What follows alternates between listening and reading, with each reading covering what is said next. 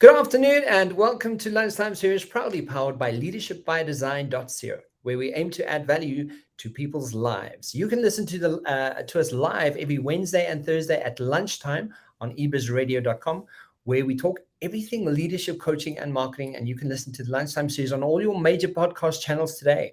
So today we have a very interesting guest joining us, all the way from somewhere overseas. She's going to tell us now. She's a grieving mom who has found meaning for her loss through opening up conversations about grief, how it really works, and how we can support people experiencing it. She works with organizations and businesses to build the skills and protocols to better support people who are grieving and normalize grief as an expected and healthy part of our lives, which is such a good conversation because we generally don't do it. And she also grievers to chart with unique grief path. So she's a certified grief educator, transformational coach, and workshop leader. Suzanne Jabour, how are you, Suzanne? I am well. Thank you so much for having me. I'm in Vancouver, Canada. So yes, somewhere not where you are.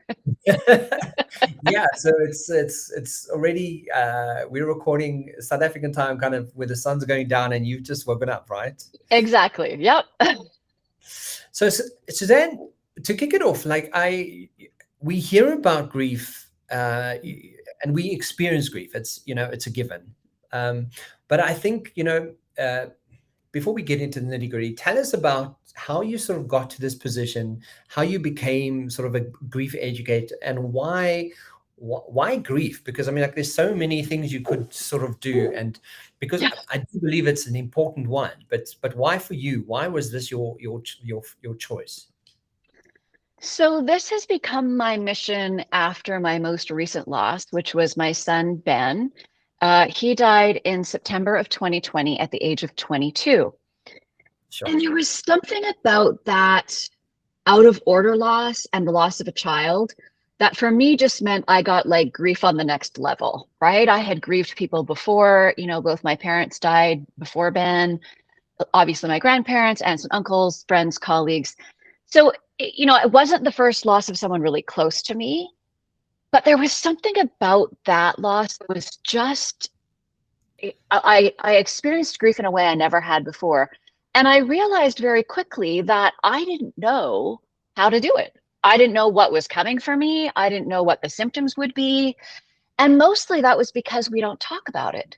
If you think about anything else in our life, we talk about it. So when it happens to us, we kind of go, oh, but I remember, Kevin said this happened to him, and Sally Jo said this happened to her, and, Marty said this other thing. And so we can kind of put together our shared knowledge, but we don't do that with grief. So for me, I realized very quickly that I didn't know enough about it, and that people who loved me didn't know how to support me. They didn't know what to do. And that's the other thing that comes when we don't talk about it, is we hold a lot of fear because we don't want to do the wrong thing. We don't want to hurt the person who's grieving. We don't want to make it worse. Yeah. And so then we get all kind of tangled up in the fear piece, and then we'd end up not doing anything. And then we all end up isolated, and we start to feel a little bit of shame. And then the whole thing just becomes a big mess. And so what I realized is I started writing on Facebook, as you do, right? Mostly just to get the spin out of my head, because I couldn't keep all of what I was learning and what I was experiencing in my head. It was maddening. So I started writing on Facebook, and the response I got from friends and family was unanimously, oh my gosh, no one ever talks about this. Thank you so much for sharing. I'm learning so much from what's going on for you. And so it really has just built from there. And the more I learned about grief, the more I needed to support myself and my daughter and, other people, and, talked with people who were able to support me about why. And I just was so curious. And that was really part of my survival technique. I got this download very early that I was only going to survive this experience if I could stay conscious and curious. So the conscious was about just facing it all on, letting it all be okay, right? All the emotions, the tsunami, the horror of it all. That was the conscious piece, was I couldn't stuff any of it. I couldn't go unconscious to any of it. And yes, that was really hard and terrible. And I'm grateful I did it that way.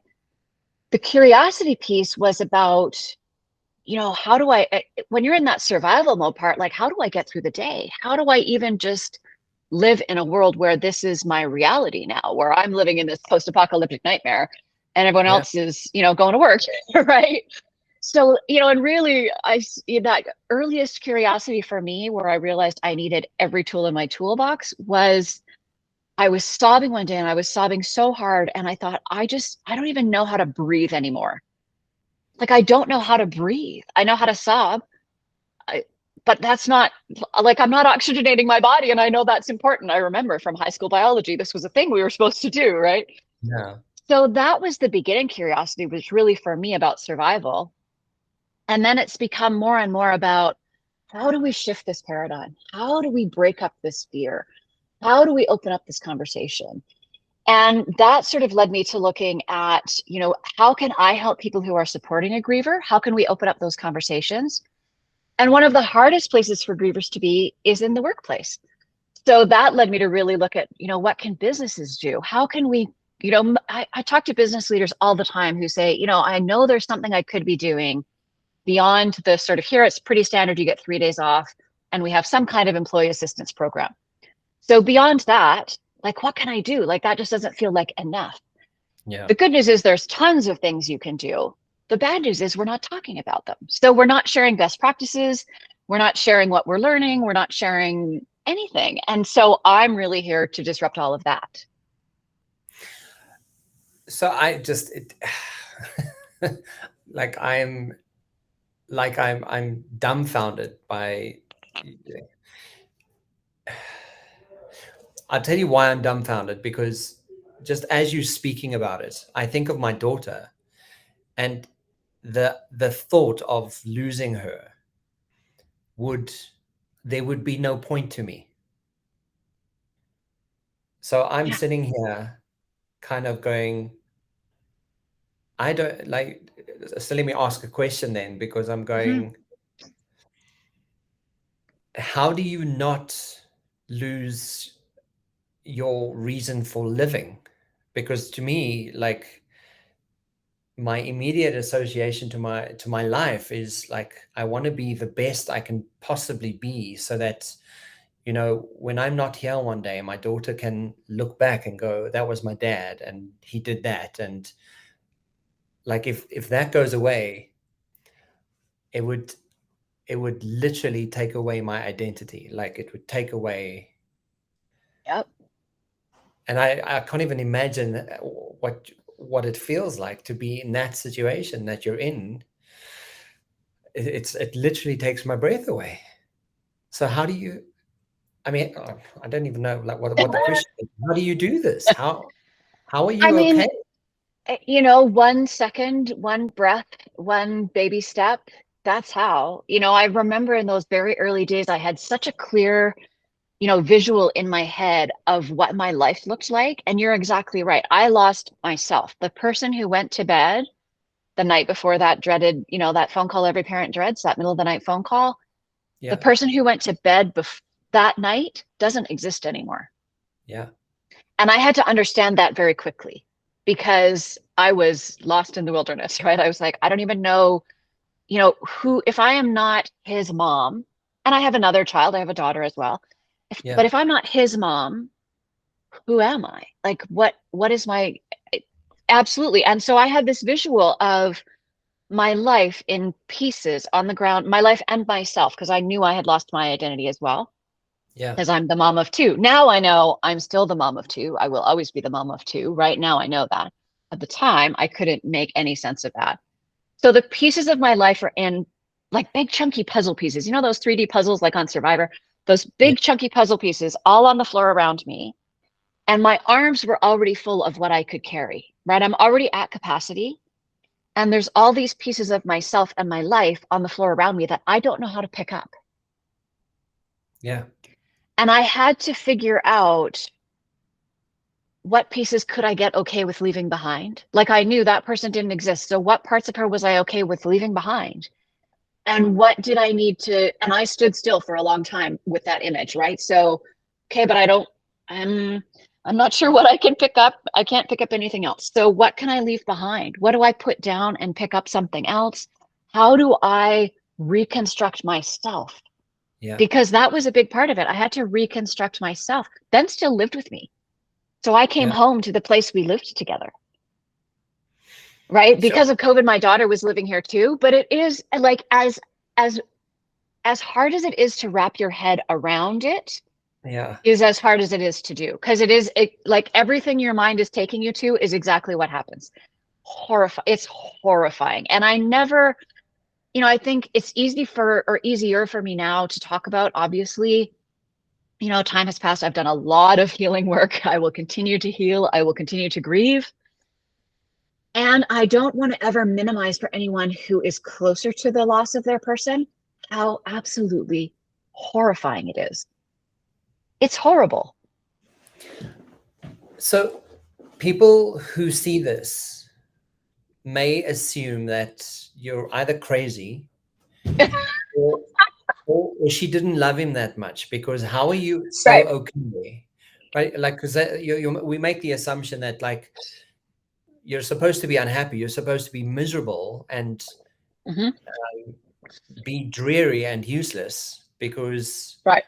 generally that's what would happen. You've lost that loss to that degree. I mean, that's what I would do. I would be completely useless. I would. So how do you reconcile that, and how does that conversation go down? Because it's not like you loved him less than you love your daughter. No. That's not, and I'm assuming that's not the case. No. But what do you say to people that go, but why are you so happy? Why are you so okay? It's so interesting that you asked that. The first time I was asked that was about 3 months ago, and I was so offended. And like, Yeah. someone asked, it was Sure. actually another podcast host that I was doing a pre-interview with, and she said, like, I don't quite know how to ask this, but you don't seem upset enough, or something like that. And I was like, what do you mean? So here's how I would explain that.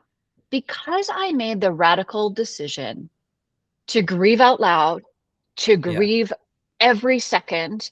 I mean, I'm grieving and functional because I will never not grieve him. I will grieve him for the rest of my life. So just on that point, I yeah, think that's very important to recognize. yeah, You will never not grieve him. no, This will be a forever moment of grief. Okay. yeah. Yeah. So once I realized that, which was pretty early, I thought, like, I'm never, and all that languaging we use around grief, you're supposed to get over it or get through it or move on. All of that is so damaging because it implies we're going to leave our person behind us. Yeah. And I knew I didn't want to do that. I wasn't going to leave Ben behind. That's preposterous. He's my child. I want him with me forever. I want him with me here, but that's now not the reality. So I will grieve him forever because I will love him forever.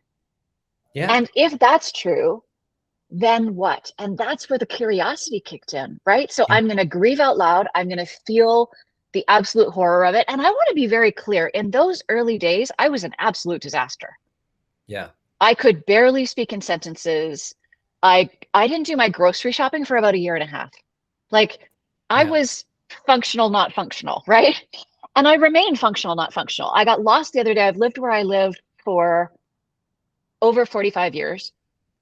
And I got lost the other day. I was like, what the heck? Where am I? I thought, oh, I just use my GPS all the time. I use my calendar for everything. The night before I go to bed, I look at my calendar for the next day. I set an alarm for every single thing I have to do.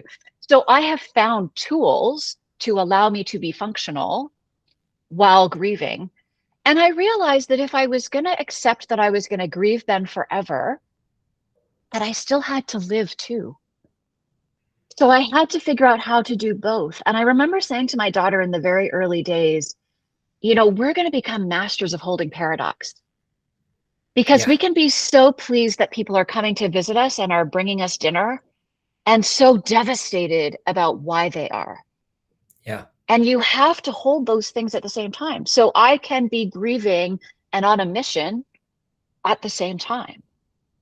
And I think because I chose to just radically accept it all, everything that came at me, I allowed those feelings. And yes, they are 1,000% overwhelming. I love water metaphors. So the best description I can give people about what those earliest days are like Yeah. is it's like you're in the wave of the tsunami and you're underwater and you're just being spun around like a piece of driftwood. Yeah. And then I realized that I was actually a cork. I wasn't a piece of driftwood at all. I was a cork. So every once in a while, I would pop to the surface. I could gasp some air, you know, Mm. and then another wave would come and down I would go, and you're back spinning under the water. And then Yeah. eventually, I'm most of the time on top of the water. I may be kind of in a rowboat. I'm a terrible rower. Can't row a rowboat to save my life. So I can't get anywhere purposefully, but at least most of the time I can breathe, right? And then you kind of realize, okay, I think I can actually sort of steer this boat. I can sort of go where I want to go. And you just gain more capacity over time. Baby steps at a time. There's no leaping. There's no leaps of progress. It's all baby steps at a time. And you have to slowly rebuild your life. Because I also knew, this awful thing happened. This like unfathomably terrible thing happened. Yeah. And I wasn't going to let it be for nothing. I wasn't going to let it be for nothing. So what did I have to do to have Yes. that also be true? And I'm so glad that you're saying that, because I think we, just knowing from people who have lost, especially children, it does sometimes, it seems like like what's the point of me being here then? Mhm. Right? And they go down that narrative, and they don't live life as much as they could. Yeah, But hearing you say that, you kind of, I mean, I don't know what to, like, how to sensitively ask. So please forgive me that's if okay. I. Just ask it. It's all good. This is a no shame, no blame zone. We're here to break up taboos and open a conversation that feels awkward. So, welcome to the awkward zone.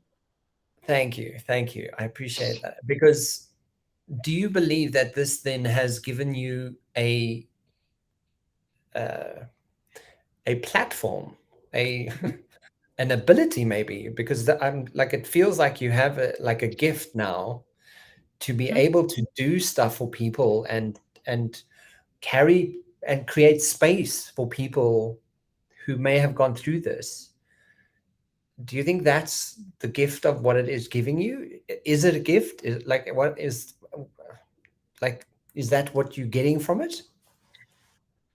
I mean, that's part of it. I wouldn't be a grief educator. I wouldn't be on your podcast talking about grief if this hadn't happened to me. Yeah. And I realized very early that, I'm comfortable talking about it. That's the choice that I made. And it was a choice of survival. It wasn't oh, would I really enjoy talking about that? No. The only way I would survive was going to be to talk about it. So if that was true, and the people that I talked to were so appreciative of my ability to say, oh my gosh, this is horrifying. And this is how it feels this week. This is how it feels today. I can barely get up. Today, my exciting win was I had a shower. And I mean, I could talk about showering. Showering's a whole thing. All that stuff you do without even thinking about it, Yeah. all that ability falls away. I had to stand in the shower and think, okay, what am I doing? What is this place? What am I doing here? Oh, okay. So I usually do my hair first. Let's do that. Like really, you have to break it down and talk yourself through it. It's so unspeakably difficult. Those first days when you're just trying to survive and get through the day. But if it was, I've always been a comfortable public speaker. I've always been comfortable speaking with people. So if I could use that gift and skill that I already had to make it easier for other people that didn't have that gift and skill, then that made sense to me. And it was also part of that sense of like, Ben struggled with mental illness for years. So I talk about that. I talk about, how we need, part of why I'm so passionate about grief and supporting grievers is that grief is this place where emotions are big and we need to face them and we need to own them. And we're, as a collective, not good at that at all. No. Right? We don't want to talk about emotions. We barely want to feel them, especially if they're from the bad negative list. Then we're just going to stuff them away. And science is telling us now how actually physically bad that is for us, right? It's Yeah. actually, we're creating malignancies in our bodies literally by doing this, by not expressing our emotions, our unexpressed trauma. Yeah. So if I could use my ability to speak, my radical acceptance of grief, and my almost student of itness, that's not a sentence, but you understand what I mean. Like Yeah. I was determined to understand it and to really think about like, how did it work this way? Why did it work that way? That's where the curiosity took me once I got out of survival mode. It took me to, okay, how do I rebuild this life? Because, I think you're so right. The story that society tells us about a parent who's lost a child is they now have no meaning in their life and they don't even know why they're still here. Yeah. And there absolutely are parents for whom that is true.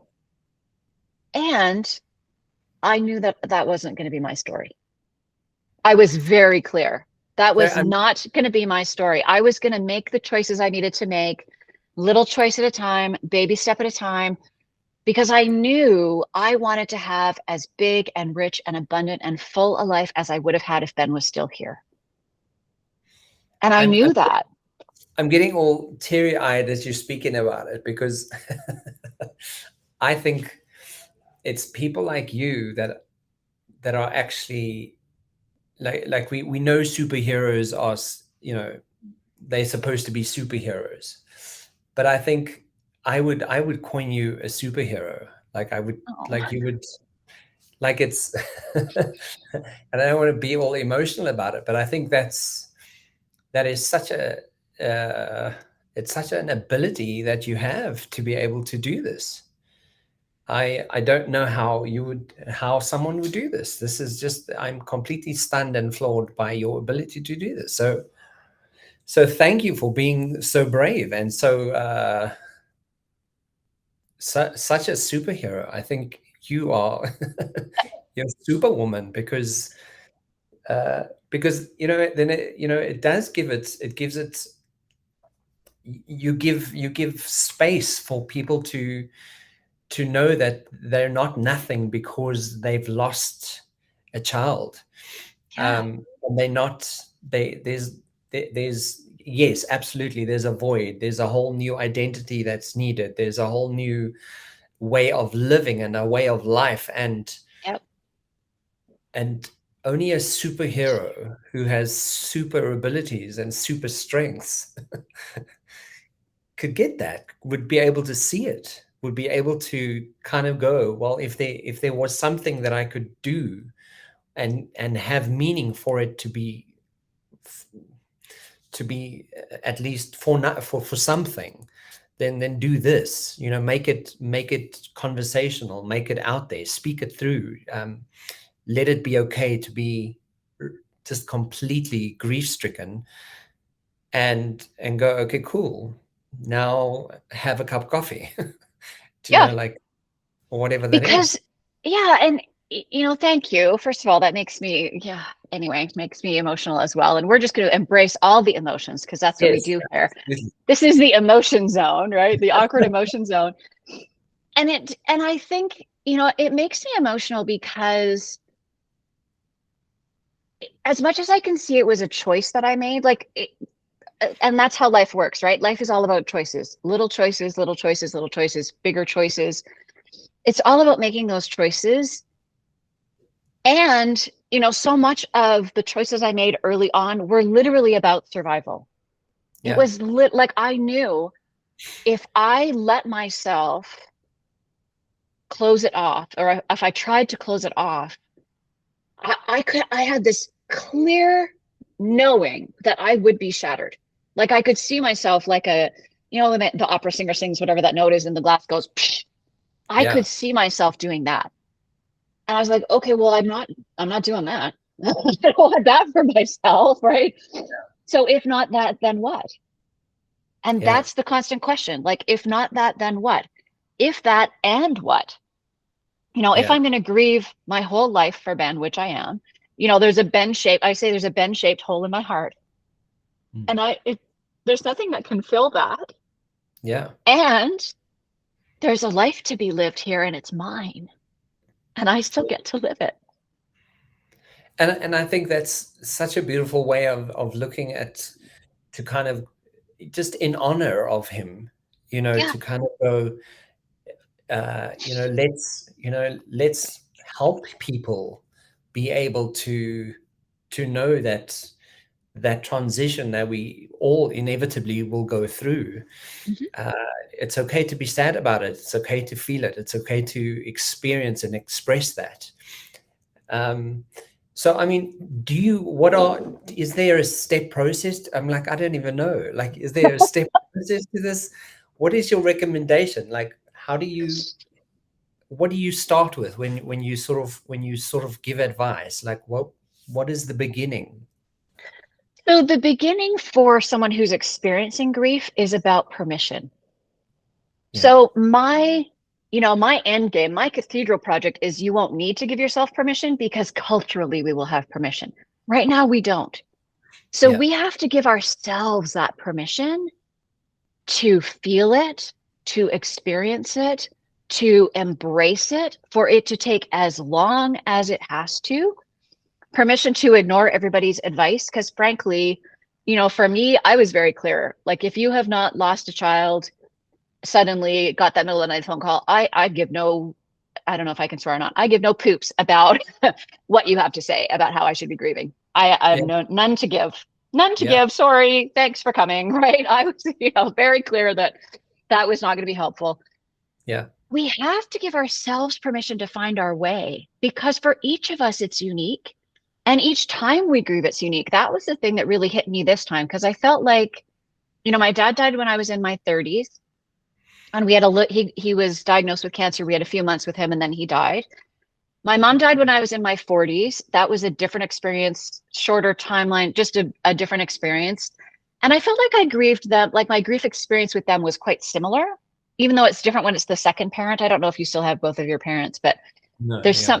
there's something about losing that second one when you realize like you're an orphan and there's like no one that has to take you in, right? There's no one that like has this obligation. So Yeah. there was that layer to it, right? But then there was something about, Ben's death that just brought up symptoms I had no idea about. Physiological symptoms, the grief fog, like the brain fog is, astronomical. I'm still using the GPS in my hometown, right? Yeah. That's the fog part. And things that I know if I had known they were coming, I wouldn't have felt so alone. I wouldn't have felt like there was something wrong with me, right? Because when you don't know these things are possible and likely, then when they happen to you, you think there's something wrong with you. Yeah. So my child has died. I've lost my own identity. My life is in pieces on the ground. And now I all of a sudden have Alzheimer's, right? Because I don't know that Yeah. brain fog is an expected part of the grief process. So if I can say that to people, and if we can talk about what symptoms you could be expecting, if we can talk about how long it really takes, it takes you, you get your 3 days off work and then you have a service of some sort, celebration of life, whatever it is, then you're supposed to be back to normal. Well, that's impossible. It's impossible. So we're putting impossible expectations on people when they are at their most raw. Yeah. And the most uncomfortable, right? I mean, we're uncomfortable talking about this and it's not happened right in this moment. Mm. For someone who it's happened right in this moment, the emotions are overwhelming. Yeah. So if I can help to sort of shift those conversations, so that's where I start. If you're grieving, you need to give yourself permission to do it your way. You need to give yourself permission to take help. You're going to need help. When people offer, say yes. And if you're supporting someone who's grieving and you want to help them, make a specific offer. Anything you need, let me know. I feel your energetic love. I cannot access that because Yeah. I can't form sentences, right? So what I might need in the future, I can't conceptualize that. My brain won't do that. So bring me food. I'm going to bring you food. I'm going to bring you dinner. Yeah. Like I'm going to things. the grocery store. Do you need milk? Yeah. Oh, I don't need milk, but could you bring me apples or bananas or cheese or bread or, pork chops, Yeah. whatever it is? Yeah. That's really helpful. Specific, tangible offers of support. And there's a million of them. Anything you're doing in your regular day is supposed to be happening in the griever's day too. And it's probably not. So could you offer maybe to clean their house? That's a tricky one because a lot of us don't want anyone to touch our person's stuff. So that's a whole tricky. Could you take out their garbage? Absolutely. I was talking to someone the other day and she had an angel show up and do her laundry. So Oh, they wow. came on one day, took the baskets of dirty laundry, took them home, cleaned, folded, everything came back clean and ready. That's a huge gift, right? So there's all kinds of really tangible, practical things we could do to help people. I had, I was talking about grocery shopping. I had someone else do my grocery shopping for about a year and a half. And Yeah. then I slowly could re-enter the grocery store. Grocery stores, I would love to talk to grocery store owners. That's who I need to be pitching to. You need to fix the whole structure of the grocery store, right? It's a really complicated place for grievers, right? Yeah. First of all, you have to be dressed. You never know who you're going to run into. So I still don't really go to the neighborhood grocery store. I go to one away. Music is playing all the time. Music is one wildly activating thing for people. Like if you hear your person's song or the song, now you're crying in the grocery store. I always, whenever I see an abandoned cart, I always think, oh, I bet that's someone grieving. Because it's just, you get overwhelmed and like just abandon your cart and leave. It's totally fine. Yeah. Right. And then you're going to have to show up and the cashier is going to ask you how you are. Please, can we stop that? That's not a transactional question. That's a very personal question. And you don't want me to answer. I'm a hot mess griever who's barely holding it together and I just want to pay for my loaf of bread. Just let me get out of here. And people do Like, it so flippantly. They do it so flippantly as if they have time to listen. Like, yeah. Which that we don't even stop. Have you noticed that now? It's so flippant that when we ask someone, how are you? And we expect them to say fine or good, that's the two acceptable answers. We don't even pause our steps. yeah. We say it now while we're passing in the hallway. Yeah. That's appalling to me. So that, I do that pledge with when I'm working with a business or with groups of people. And I say, like, what if we make this pledge with each other? Find a safe group of people to do it with. I'm not asking you to be your most awkward, vulnerable self among people you don't feel safe with. Pick safe people to do it with. And the pledge is that I will only ask, how are you, when I really want to know, and you will tell me the truth. Right? And that would shift the whole paradigm around emotions. Yeah. Right? Because we're so emotion phobic. We're like, how are you? Fine. We don't even want to stop. I'm not even stopping. Just keep going. I'm asking this question, but we're going to pretend it's fine. Like, it's ridiculous. Yeah. I mean, and I've actually done that because in South Africa we have some of our cultures in South Africa. They'll ask until you say how you are, they won't serve you. Mm-hmm. And someone did that to me the one day, and they kept saying, "How are you?" And I was like, "I'm fine, fine, thanks." And no, I didn't answer them, and they kept saying, "How are you? How are you?" And I looked at them and I stopped and I said, "Do you know how I am?" And then I just like laid it all out and I was like, "My mother just died." And I gave this whole story and they stood there and they were like, so I'm like, "Do you still want to know how I am?" And they couldn't answer me. And it was just a moment of just like teaching people like, don't do that and insist to find out how I am doing if you're not actually invested in how I'm doing. It is so it's so short-lived and it's not a proper transactional conversation. Yeah. Just hi, how's your day been or whatever. Something. Did you find everything you're looking for is a lovely transactional conversation. Come again soon is how you let someone leave. Not have a great day. I wanted to scream out loud and punch people in the throat. Honest to goodness, Kevin, I would I'm barely holding it together. I got the first thing I could shop for regularly was smoothie ingredients, right? Because we just had the same smoothie every day. Blueberries, bananas, spinach, oat milk, hemp seed, if I remembered, like 5 ingredients. So I could make sure we had those. And I would go in, okay, 5 things. And I knew the path through the store. I'm holding it together. I'm doing okay. It's good. I've got my AirPods in so I don't have to listen to music. I'm doing great. Get to the cashier. How are you? Oh, for crying. Yeah. And I just would grunt. I thought, I'm done. I don't even, because, we're all so conditioned to be polite and give a polite response. I thought, I can't. I don't have polite today. I just need my groceries. So I would just kind of grunt, which was normally okay. And they would carry on scanning my few things and then have a great day. And I thought, why are you saying that? And then one day I was at a coffee shop and the barista said, I hope you have a good day. And just adding those 2 words shifted the whole dynamic of that, right? Because I hope I do too. I know I'm probably not going to, but I hope so, right? We can all live in hope, right? I hope the day, at that point I was like, I hope the day is bearable. Like, I hope I can get through it. Yeah. But that just adding that little nuance made such a difference to me. And I know all of these things hit people differently. not every griever is having the same experience out in the world. We're all, there's 8 billion of us now having 8 billion different experiences. And if we're grieving more than one person, we're now having, 16 billion experiences. But there are some really common things and common ways we interact with each other that just, I look at it from a griever's perspective. And I am also really clear that, especially in those early days when I was struggling so much, that in a way I was getting a glimpse into what poor mental wellness is like, into what it must be like, or might be like, because there's no must about it, but might be like for someone who was struggling with mental illness. And the difference for me is I knew it was about grief and that it would change over time. But what if your belief was that that was forever? Yeah. Right? Then how does this, like when we go out in the world and we have to interact with each other, we need to be more careful. We need to be more loving. We need to be more thoughtful. Yeah. We clearly should have more of these conversations and have you back for more, because there's so much to talk about. But if you could sort of end off today's conversation of, part of building that awareness, what can people do, from a business perspective, from a personal perspective?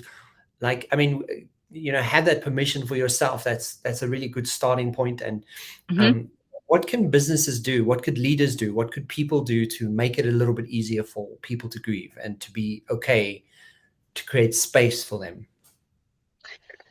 There's some really specific things that businesses and leaders can do, and it starts with their own emotional intelligence and vulnerability. And I know that that's not a place that lots of business leaders want to start. So if you don't want to start there, we can start somewhere else. But you need that foundation, because as we experience today, like if we're going to show up for each other in the most raw moments, it's raw for me because it's real. It's raw for you because you're imagining. We have to be comfortable with the emotions that come up. We have to be okay with, well, now my emotions are leaking out of my eyes. And that's okay. Emotions do that sometimes, the good ones and the not as good ones. Yeah. So that sense of like your own emotional intelligence and vulnerability, I think as leaders, we need to be really honest with ourselves about how we model that for our teams and how we model that for our staff. I read a brilliant article, I'm pretty sure it was in Harvard Business Review, that was talking about how staff actually responds better to leaders that they perceive as being more honest and vulnerable. And we need to model, grieving ourselves at work. If you're a leader who has experienced a loss, then you get an opportunity to model that and to model what's acceptable. And if what you're modeling is you get your 3 days off and then you show up and it's nose to the grindstone and you just keep going, you're modeling an unhealthy response. So how do we model a healthy response? So we need to start with being honest about how good we are with emotional intelligence and vulnerability and upping those skills if we're not very good. And I want to be really clear, these are all skills and tools and mindsets we can develop. I don't know if we came in this world knowing how to support each other. We probably did. But by the time we were enculturated by our society that tells us how to tamp everything down and just be, wildly individualistic and be a go-getter and all that stuff, we've lost it along the way. So we need to relearn them together. So that's the first starting point. And then when I'm working with a business, we talk about, what are some of the things you can say? How do you get in that mindset where you just speak vulnerably from the heart and you say something that's specifically from you to that specific person? I wish I'd come up with the magic one size fits all phrase. There isn't one, because there's no one size fits all grief. So every time you talk to someone, it's going to be different. Then we talk about really tangible things generally we can do to support people. And then if you're looking at supporting staff, there's really easy things to put in place that help scaffold for them. So we're just creating this temporary scaffolding around them that gives them extra support. We just think that building paradigm, that building model, right? We're just going to scaffold a little bit while we do some renovations is all we're doing. Yeah. Because most people need to be at work. Financially, they need to be at work. Most of us can't just take, I couldn't take 2 years off my job to, get out of that early days phase. So we need to be at work. And for a lot of people, work is a respite from their grief. It's a place they get to practice and test interacting with like the real world, like with people who are living a normal life. And we know everyone has a burden. I'm not trying to minimize what anyone else is going through. Yeah. But what appears to be kind of the normal world going on without you, which is a really, almost universal griever experience. Like I'm still in this post-apocalyptic nightmare and you're all living your lives. Yeah. So there's ways we can provide support. And so we do that specific to your business, but here's some examples. So if you have, everybody starts at 8 and we work till 4, if they don't need to be there at 8, does it really matter? So give them that time freedom. Because for me, a shower takes 5 minutes. When in that early phase of grief, 25. Like took forever to get ready, to get clothed, right? A lunch packed, like took forever to get out of the house in the morning. So flexibility around time, wonderful if you can offer that. You can't with every position, and that's okay. There's other things you can offer. What about shared calendars, right? Where deadlines, meetings, doables are all on this shared calendar. It's so easy with technology to do all these things, and we're not all doing them. So shared calendars. So I don't have to try to remember everything. I know where the document is, right? Where I can go look at it. I can look every morning when I come in, I can look and go, oh, I don't have anything deliverable today. Great. So here's how I'm going to structure my day. Breaking down tasks. So multiple step tasks are often really hard for grievers. That's part of the brain fog. So if you can break it down and document it as little tasks instead of one big one with a lot of steps, that's really helpful for some people. What about like a walking buddy or a rotating walking buddy? So there's someone that you can go and say, I need to go for a walk, and you go and you walk it out, because we need to move our bodies too, right? Emotions need movement for us to process them. What about a lunch support? Like if it's someone like me who's struggling to cook, every day someone else is going to bring you a lunch. Great, right? There's a million things we can be doing. And the interesting thing about them is when we have this conversation and we start to talk about grief, so then we're talking about emotions, so then we're talking about what happens when you're struggling, how do we help you? We're also signaling to the whole team that it's okay to show up as your whole self. That you get to come to work and say, oh my gosh, I'm on the struggle bus today, and can someone remind me when my meeting is, because I'm not going to be able to remember. Yeah, absolutely. So we're creating a culture where it's okay to actually be human at work, which is for most of us what we want. Yeah. Right? We're creating a culture where we support each other, where we acknowledge and accept that people are going to struggle at times. It's going to be grief. We're all going to face grief. Right now, I argue that we are all in grief, whether we're acknowledging it or not. We've all had massive losses over the past few years that we're not grieving very appropriately or at all. So, we can talk about that. We can have conversations. I can facilitate a conversation with the team about, how do we express our emotions at work? What feels safe? Does this feel like a safe place? Like, leaders need to know if people feel safe or not. So that's really important. The other thing I talk about all the time, and this was my daughter's, when I said to her, okay, when you're at work, like, what would have been the most helpful thing? Her thing that she always wants me to say is a quiet place you can go when you're overwhelmed that isn't the bathroom. Because I don't know if men do it, but women cry in the bathroom. There is nothing dignified about feeling all your emotions in a bathroom stall. So can we have a quiet space? And I know for a lot of places, space is tight and who knows, but maybe you have a corner where there's a chair in the corner and you just know if someone's on like the quiet chair, it's not the timeout chair, right? It's the quiet. And you just know I'm there because I'm in overwhelm. I just need a few minutes. I don't need attention. I don't need anyone to come and fix it. I just need a second and then I'll be back. Right? Yeah. We do that for kids in daycares and kindergartens and preschools. We teach them that's how you regulate emotions. You go have a quiet moment, you get yourself together, then you come back. And then we think as adults, we don't need that anymore. But of course we do. If we're going to accept our emotions and we're going to feel them all, sometimes they're going to be overwhelming. And that's okay. Let's normalize that. So there's lots we can do. So because we're running out of time, but if you could share like your last sentiments for today's conversation. I mean, I'm just blown away by your it's just so profound, and I absolutely honor you, and I look up to you because I don't know how I would cope. So being so brave to be able to share the story as well as you do, and rise above it, and still give it meaning, and still grieve, and still help. And you've created so much space in your world, even with the hole in your heart. What would you leave people with today? The most important thing to understand is that grief is normal. It's normal. It's a normal response to something terrible that happens. And sometimes it's a normal response to a change that's good, right? Every change brings loss. And if we're going to have loss, we have grief. So grief is such a big part of our lives that we're not talking about. And so if you haven't lost a person recently and you're not in active grief about a person, I love for people to look at all the little losses. Let's practice there, right? I'm not a good first assignment. A grieving mom who's grieving out loud, I am not a good first assignment for someone to support. But how could you show up to support someone who's had a smaller loss, who's maybe, did a job interview for a job they really wanted and they didn't get it? That's a loss that needs to be grieved. But we don't say, oh my gosh, that's so crappy. I wish you'd gotten that. I could see how much you were excited about it and what a difference it would have made. And I'm so upset and so sad for you that happened. We don't. We say, oh, well, what are you applying for next? Have you got another one? When's your other interviews? We just want to keep going with the going. What if we slowed down and allowed the losses to be processed? Because if we don't process them, they pile up. And grief is patient and it will wait for you. So do it at the time. Do it at the time. Let it be okay.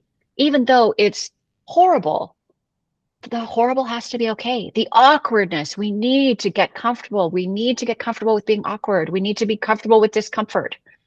It's the only way, because if we can, if we will, there's so much connection there. There's so much love in the way we show up for each other. And we can put that fear aside and embrace love instead. That's world changing. That's world changing. There we go. Suzanne Jabour. She's a grief educator, guys, and she is a transformational coach and a workshop leader. Suzanne, that was probably the best conversation I've had for a very long time. Oh, thank you. Thank you. It was wonderful. And I'm going to tell you why it was so good, Kevin. Yes. It was so good because you embraced the discomfort and the vulnerability right at the beginning. I did. Yeah. So, yay, that's a step, right? We're taking steps one at a time. And we didn't even prepare. We didn't prep for this. This is a complete ad hoc kind of like, let's just talk. And it was a brilliant conversation. Thank you for being a superhero to the world and to so many people, because I think it's people that to me is a superhero, being able to rise above something that could so easily have made you something else and turned you into something else. Ben has the best mom in the world. It's just like, wow. Thank you. So thank you for sharing this, and thank you for being on the show. And if I've got all your details, so guys, if you want to chat to Suzanne, I mean, just check in the links below, or go to a website and her email address, and you can chat to her. And I'm sure, I mean, obviously you can do this online. You can have these conversations online. You can do workshops online. So I do it all online from the comfort of my dining room. Yep. Which is great. We all need to be doing it. So here I am. So you should actually change your name to Suzanne the Superhero. Oh, thank you, Kevin. I think it should be a slogan. So thank you for this. I really appreciate it, and thank you for your time. It was fantastic. You're so welcome.